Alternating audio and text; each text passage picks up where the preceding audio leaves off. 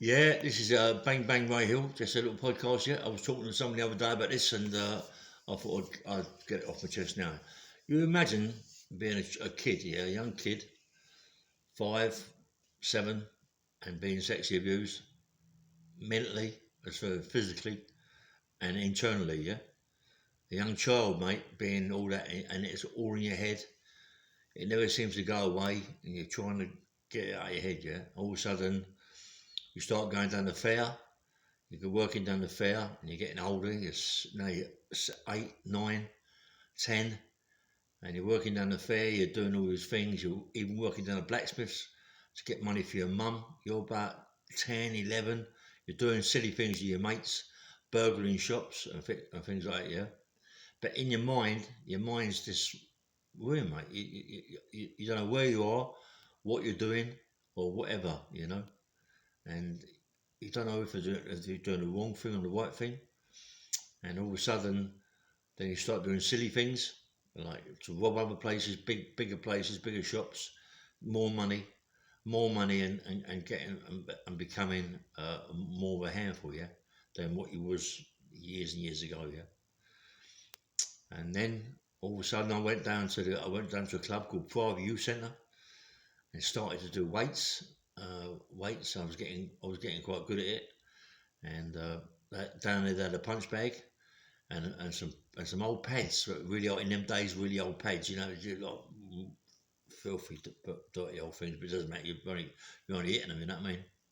And I was learning to punch the bag, you know, and all that, and I was getting really, really good at it. You know what I mean? And I thought to myself, yeah, man.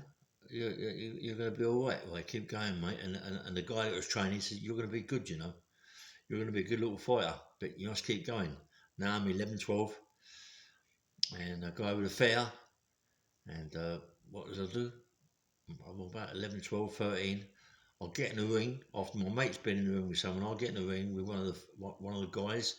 If you last 3 rounds with him, you get a fiver or a tenner. And if you knock him out, you get 20 quid. There's no chance of us knocking him out. But he was an old boy, and he could just he was like he just kept going, mate. You know what I mean? I earned myself a fiver, and my mate earned himself a fiver. So we was happy and all that. So then I started going down a bigger gym. I'm having fights all the time. I'm fighting with a guy called Nicky Smith. I'm fighting nearly every other day with him. I'm fighting all the time with other people. I'm going down the gym now, right? London Transport Gym in Chiswick. Yeah, I'm going down there, and there's a guy called George Whelan and his brother Brian Whelan. Good fighters, mate. They were good fighters. And there was a Scotch fella, old Jock, that he used to hand all the gloves out and tie all the gloves up and get that and do people on the clocks and on the clock and all that game there. And I went down in and I said to George, look, I'm a young kid. You know what I mean? I want to learn to box. I want to learn to box properly. And then we started on the pads. I started on the bag, and and getting in the ring, shadow boxing, moving around. And I always remember the guys that was there with me. There was Peter Smith. There was Tommy Keane, who's got Chiswick Auctions. He does it Oxford Auctions now. Tommy Keane, good fighter, Tommy Keane. Um, you got Garth, big black guy, massive black guy. He was a heavyweight. He was knocking everybody out. Yeah. You got a guy called Jeff Tresham, good fighter. There was quite a few people there. There was about 8 or 9. And I was just a boy there, and I went there. All them people were there. They was all good fighters, and because I was getting bigger by the day. Yeah, I was getting a big boy, and I was really, really good on the bag. But pads, I didn't seem to be that good on the pads. I was very good in the punch ball as well. I wasn't that good on the speed ball, but I was excellent on the bag. On the bag, I was really, really good. Yeah, and I was to spar around with George Whelan, the trainer, and his brother Brian. Brian Whelan was a good fighter as a pro, even. I think he was a pro. He wasn't a bad fighter at all. So I was getting the ring with him, move around. He used to pull me around. He was very fast, yeah. And this black guy there, Garth, I mean, he was knocking everybody over. It was honestly, he was knocking everybody over. I was getting in the ring with a few people sparring around. You had a couple of heavyweights come down there. I was moving around the ring with them. I was getting a bit bigger. I was having competition fights and all that, and I was getting really, really good at what I was doing, what I was being taught. And one day George said to me, "Look, it's about time you've got him with Garth, yeah." This black guy was built like a brick shit house. He was about, I went 5'6" wide, 5'6" tall, by about 3 foot, 4 foot wide, massive shoulders and kabang. And I said, "Yeah, you get in the ring. I'll have a move around with him. You know what I mean?" I started to move around with him, and he was trying to catch me with punches, and he couldn't catch me. I was very good, left jabs, left hook, very good, excellent. That was one of my punches, left jab, left hook, and uppercut, went, and I come across the right hand crash. And anyway, and I was holding my own with him, and I felt quite confident that he hadn't knocked me out. We sparred for about 4 rounds. He had knocked me out, and all of a sudden one day, George said to me, "Like, what are you gonna do? You're gonna do 3 rounds with this guy. You're gonna jump out. He's gonna do 3 rounds with someone else. You're gonna jump in and do 3 rounds again with someone else, and then back at the end with Garth." Yeah, I went, okay. Hold my own, plenty of punches throwing, really hurt. I hurt the people I was sparring with. I got him with Garth, mate. Listen, and I knocked him out. I couldn't believe it. I knocked him out, mate. I tell you, I didn't realise just how much of a bang I was, yeah. And I could really, after that, I knew that I was the proper banger. Bang! On the chin, down he goes, yeah. And after that, I thought, yes. And after that, he wasn't too confident about sparring with me. And I was having I had quite a lot of amateur fights as well. And a couple of times I've been in with proper people that are open class. I was just intermediate, and it was open class. They could fight anybody. I'd get in with them and hold my own, mate. And a couple of times I've knocked a few out, had it stopped. I was going to be good, mate. And then what happens? I get a ball stall. And then what happens? I get a YP.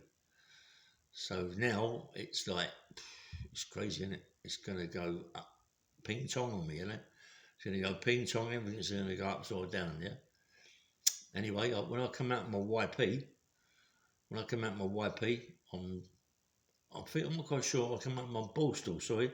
When I come out of my ball stall, I'm going to see George again. I'm back down the gym training with George, and he said, "Look, mate, you can't be doing these things. Get yourself together. Come on, you're going to be a good pro, And you're only an amateur at the minute, but you're going to be a good pro, Ray. Get it together, mate." And then we went down to Aberstock Hill to the Noble Light one day, and one Sunday morning he picked me up. He said, "Come on, we're going to go down to the pro gym, Noble Light, Aberstock Hill." I went in there. There was a guy called Pat McCann. I think Pat McCann was about light heavyweight, middleweight, I'm not quite sure. And he was very good, Pat. See him on the pads, mate. He was mustard on the pads, and he was mustard on the bag. But he was, sharp, so sharp, it was unbelievable, yeah. And I see him in there, Billy Head, heavyweight, Billy Head, southpaw. I see him in there a few times, sparring around in there, and he was a bit of an animal, Billy Head. He could bang, and he was a southpaw. No one wants to fight southpaws, you know what I mean? And anyway, I'm always sparring in there with a guy called Farrell McGew. He was my best mate. He was about, 18 stone, 19 stone then. He was open class. He could fight anybody he wanted to fight, yeah, as an amateur. He's now very, very sick. He's got diabetes. Someone told me that he's had one of his legs chopped off already, and I can't believe it, mate. This guy was as big and as strong as you could possibly ever get. He had his own tyre company, and he used to pick tyres up, tractor tyres above his head, mate. It's like a joke. Farrell McGew. Anybody out there know Farrell McGew, mate? He was my best pal. Nice fella. He used to go down the gym all the time, and he was really good. Woof, woof. Like left hand, he was really good, Farrell. I loved him, man. And me and him was getting the ring 2, 3, 4 rounds, and I was getting so good. Right? One day, Farrell just collapsed on the floor and said, "I've had enough, Ray. Just kick me out of the ring, mate." Honestly, I could really bang. I was really giving him some bangs, you know what I mean? But you've got 16-ounce gloves on, and it doesn't really matter, really. If you've got 16-ounce gloves, mate, and you can bang, it's still a bit painful. And with headgear, it's even worse. You know, headgear is even worse. And you go, oh, what? Anyway, so then after all that, yeah, I asked Billy Ed, but I didn't. George Wheeler, my trainer, he asked Billy Ed if I could do a few rounds with him. Bobby Neal, uh, he had Pat McCann. He was very interested in me, very interested. Yeah, he uh, he said, "Go on and get in with Billy Ed," and I moved around with Billy Ed, and Billy Ed taught me a lot. Taught me a lot, hurt me a lot as well. You know, he could bang Bill, and he used to hurt me. And bet I used to hold my own with him, mate. Go 3 or 4 rounds and hold my own with him. Yeah, and I don't forget, I'm not a pro. I know I'm an amateur, but I'm becoming going to be a pro. I'm going to be a good professional fighter. You know, I can bang. The most important part is I can bang and I can take a bang. I could really take a bang, yeah. My neck was massive, but I used to do neck rolls all the time. I used to do with my neck with the hat on. I used to wait. So I used to honestly, I used to always look after my neck, always. You know, to take the punches. You know, so no, go back and stop the circuit of the blood. I was always on it big time. So if it hit me on the chin, I was, you know, obviously, you know, boom, yeah, to go, but it wouldn't knock me out. Yeah, and yeah, Billy Ed taught me a lot. And one day I was up there, and this guy would come in, giant of a guy, and it was Joe Bugner, and I think he was fighting for the European or English title, or he was fighting for the world title. I'm not quite sure what he was fighting for, but this geezer, he was massive, mate. He was a nice geezer. I think it was Russian, German, or wherever he come from. Yeah, I don't know where he come from, but he talked funny. You know what I mean? And I see him getting the ring with Billy Ed, and you can see, and Billy Ed with him were about the same par. You know, there was watching each other all the time, movement, bang, bang, bang, learned a lot. You know, and I was looking at it, and I brought George Wayne, put my 16-ounce gloves on, and with Bobby Neal was talking to me. George got the ump because he's my trainer manager as an amateur, and Bobby Neal was talking to me saying, "Listen, mate, go in there, do the exact same things you do when you get in with Bill. Throw them punches. Don't hold them back. Throw them, yeah. Don't hold them back. Doesn't matter who you're fighting. Don't hold the punches back. If you're open to a punch, you're going to get it. You're going to get clipped, or you get it around the belly if you're open to it. So it's a good thing, but don't hold back any punches. Yeah, let them go. That's what it's all about. Sparring. Let your punches go." And I got him with Joe Bugner, and you know, you know, you got the jitteries, you got the old jitteries. You know, he's like Billy Ed, like we've got mates and all that, so it's a bit better sparring with someone that is a mate than it is someone you don't know and who is fighting for a title. Whether or not it was a British title, whether or not it was the world title, I don't know what it was at that time. Yeah.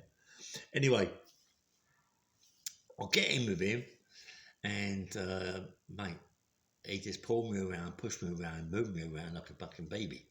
You know, moving me around to the side, bang on the chin, rocking my head. I thought, fuck me, this geezer can bang, mate. This geezer can really bang. And he's hurting me, you know what I mean? So I've done 2 or 3 rounds with him. I went, okay, that's enough. Bobby Neal got me out.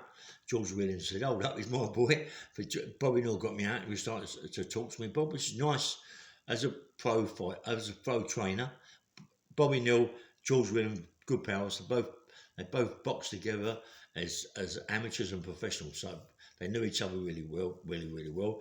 Except with Bobby Neal, he went into the pro division, and George Williams, with his brother Brian, went into the amateurs. So anyway, he's talking to me, Bobby Neal, about doing the right thing, how to hit properly, and how to hit not hit properly, but move people around and to pull them onto the punches, yeah.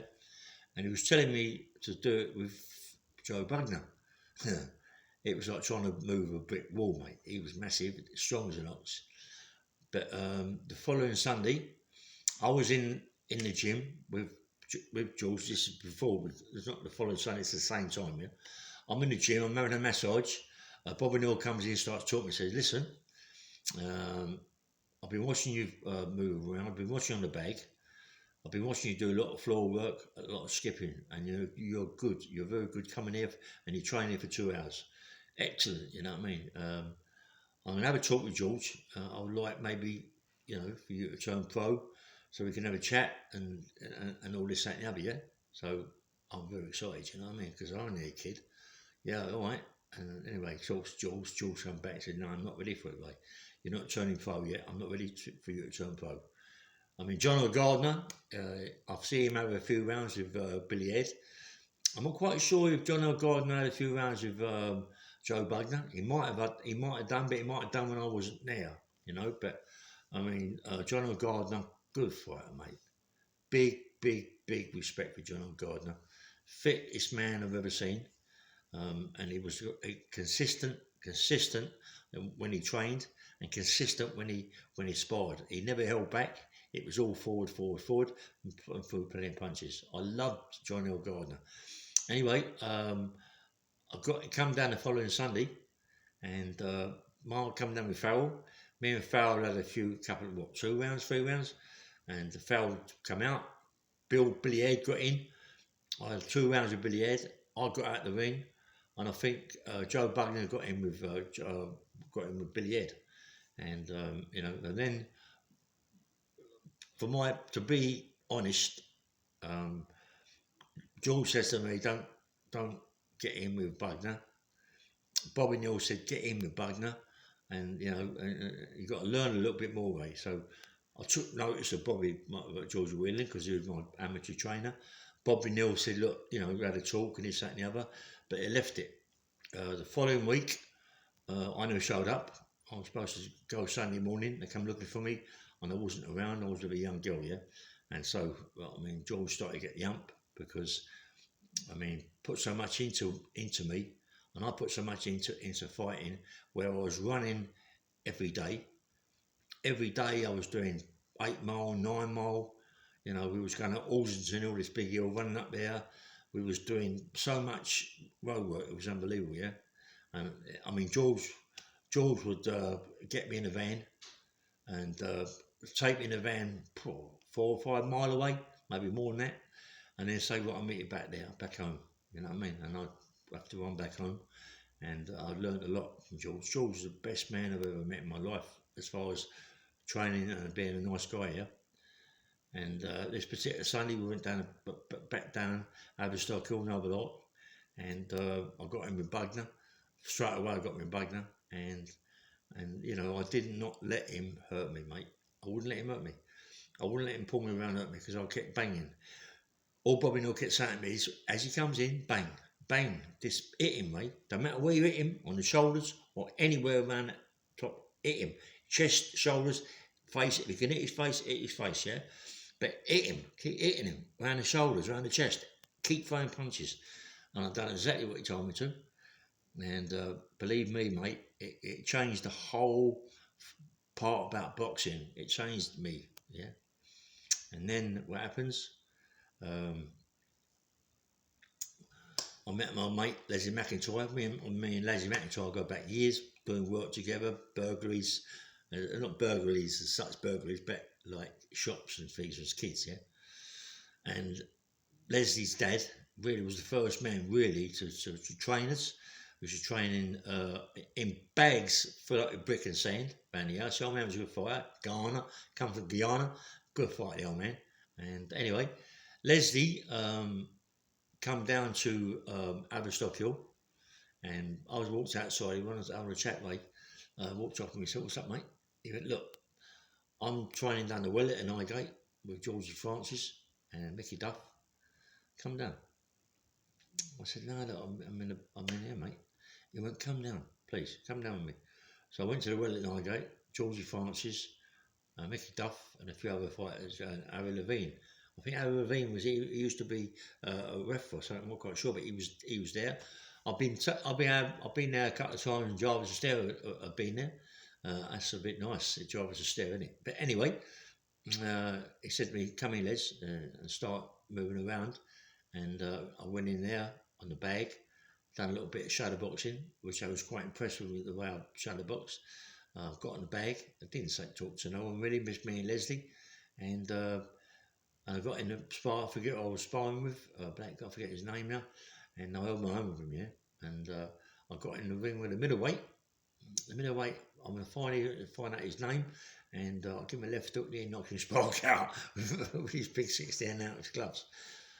I went there for about 2 months, and then me and Leslie started doing silly things. And one day,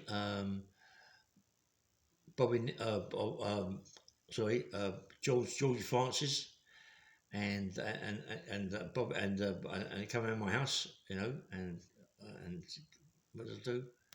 Mickey Duff, I wasn't there, and they was disgusted that I'd gone out when they knew I was going to come to sign up, yeah, wanted me to sign as a pro, and instead of signing as a pro, Leslie was already signed up as a pro, but I got involved with Leslie doing silly things, and then I go and get myself nicked, and I go and get myself YP.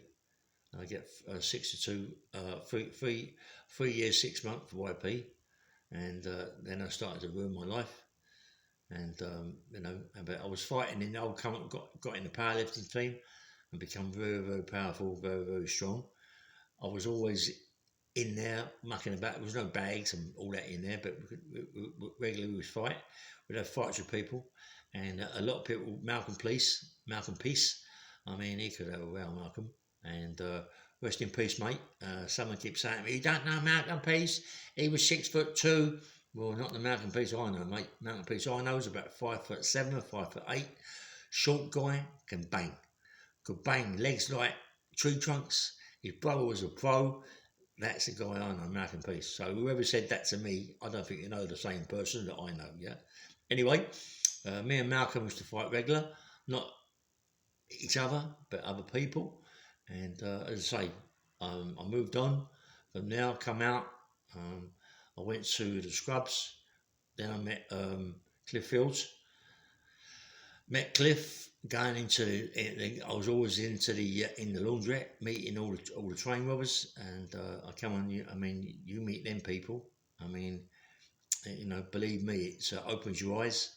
You never think you're gonna meet them sort of gangsters, and you're only a kid, and when you meet them people, mate, believe me, the old heart goes. The old heart goes, the old tummy goes, and it's excitement for you. You know what I mean? Because them people are proper people. They're people that people out there never, ever, ever seen, as physically seen. I physically talked to them, physically shook their hands. How about that? Do you know what I mean? Train with us. There ain't many out there done that, have there? Do you know what I mean? And my best pal was Cliff Fields, not my best pal. I was with a Scottish guy, come back from a YP, and he was a mate of mine. He was fantastic at doing sit-ups. Cliff Fields was a giant. Everyone was petrified of him, including me, I suppose. He was massive, Cliff. You could see he was a good fighter. I see him in the gym a few times, just shadow boxing, and he was a bit near the mark, mate. You know what I mean? Anyway, this is Ray Bang Hill. I've just told a little story about how I started. And anyways, it's Ray Bang Hill. Please like and subscribe. Any comments you want to comment me on, you want me to do things for you, go and see people or whatever, let me know, yeah? And I'll do what I can. And I am, this week, get on to Kevin Paddock. I mean, I've been already, my mate from KON TV, Christian, has already told me that he would take me down or he would interview Kevin Paddock with me, which is good because Christian's excellent, does all the proper editing. He's fantastic, and he would get the best out of him. You know, Kevin is a good fighter, mate, and he would get the best out of him. So, Christian, thank you very much, mate. Everybody, I've done a podcast with Christian just after Christmas or just before Christmas. Have a look and see what you reckon. But Christian has always been a good mate of mine. He's fantastic when he does his podcast. No one ever sees him, but believe me, he's a nice geezer, young geezer, good-looking guy, and he would go a long, long way. And people will get into his podcasts. He's a nice fella. Marvin Herbert, He is an Herbert. No, he's all right, Martin. Martin Herbert's okay, yeah, but he goes on a bit. He goes on a bit, Marvin. And but I've been told Star Wars won him, and they say that he wanted no makeup. So that goes without saying, Marvin. Anyway, don't forget Sean Atworth. I like Sean, love Sean, mate. Sean's helped me out a lot, yeah. Anyway, please like and subscribe. This is Ray Bang Bang Hill or Bang Bang Ray Hill. Have a nice day and please like and subscribe. Take care.